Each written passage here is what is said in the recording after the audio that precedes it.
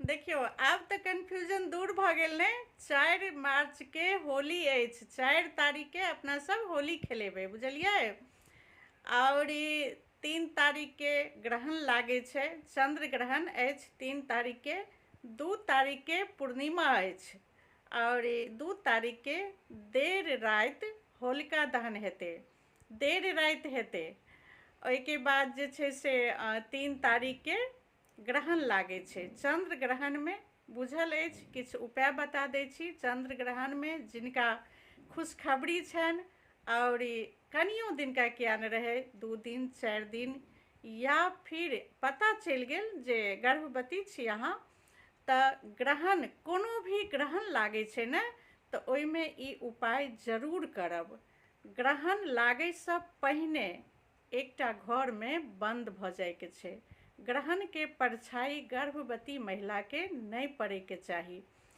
और गाँव में तऽ बुझल यऽ जे सब गोटा के खरही भेटै छै, ओहि खरहीसँ नापि लेल जाइ छै, बुझलियै। नापि कऽ और एकटा कोन में ठाढ़ कऽ देबै। जिनका खुशखबरी अछि हुनका ठाढ़ कऽ कऽ एकटा खरहीसँ नापि देल जाइ छै और कोनो कोन में ओहि खरही के ठाढ़ कऽ देबै। धागासँ सेहो नापि सकै छी, किया तऽ जे गोटा परदेश रहै छै, खरही के उपलब्ध नहीं रहै छै, तब परदेश में धागासँ नापि देबै और नापि कऽ ओहि धागा के मुख पर कऽ राखि देबै। मुख बुझै छियै, गेट पर में राखि देबै जे गोटा परदेश रहै छी। और गाँव में तऽ खरही भेटै छै, खरहीसँ नापि कऽ कोन में ठाढ़ कऽ देल जाइ छै।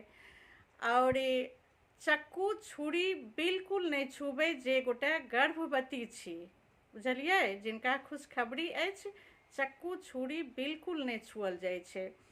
और ग्रहण के परछाई बिल्कुल नहीं पड़बाके चाही। अहाँ एकटा रूम में बंदे रहब, एकदम जहन उग्रास भऽ जेतै ओहिके बादे अहाँ बाहर आयब और नहा सोना लेब सुन्दरसँ, उग्रास भेलाके बाद। हमर सबके माँ कहै छलै गाँव में गर्भवती महिला जे छलखिन हुनका बहुत बचा कऽ राखल जाइ छलै ग्रहण के टाइम में। चाहे ओ सूर्य ग्रहण होथिन या चंद्र ग्रहण होथिन, कोनो भी ग्रहण लागै छै ने, तऽ गर्भवती महिला के बहुत बचा कऽ राखल जाइ छै। यह जानकारी लऽ कऽ आइ आयल छलहुँ जे हमरा सबके माँ कहै छलै गाँव में जे गर्भवती के महिला के केना राखल जाइ छलै, केना बचायल जाइ छलै। और ई जे नियम छै, एकटा नुस्खा छै, ई जरूर करब। खरहीसँ हुनका नापि देबनि जे गर्भवती छथिन और ओहि खरही के कोनो कोन में ठाढ़ कऽ देबै। धागासँ सेहो नापि देबै और ओहि धागा के गेट पर राखि देबै और चक्कू छुरी ई सब नहीं छुबनि, किछु नहीं छुबै लए कहबनि। और एकटा रूम में अपन आरामसँ बंद भऽ कऽ रहथिन। रूमसँ बाहर बिल्कुल नहीं निकलैके छै और घरसँ बाहर तऽ निकलैएके नहीं छै, घरे में रहैके छै। और बिल्कुल जहन उग्रास भऽ जेतै तखन अहाँ जे छै से नहा सोना कऽ बाल धो कऽ नहा लेबै, बुझलियै। ओना तऽ सब गोटे नहाय छियै उग्रास भऽ गेलाके बाद, ग्रहण लगलाके बाद, लेकिन जे गर्भवती छथिन ओहो बिल्कुल माथासँ धो कऽ नहा सोना कऽ अहाँ पवित्र भऽ जायब। तऽ ई जानकारी लऽ कऽ आयल छलहुँ जे 3 तारीख के ग्रहण लागै छै, चंद्र ग्रहण छियै।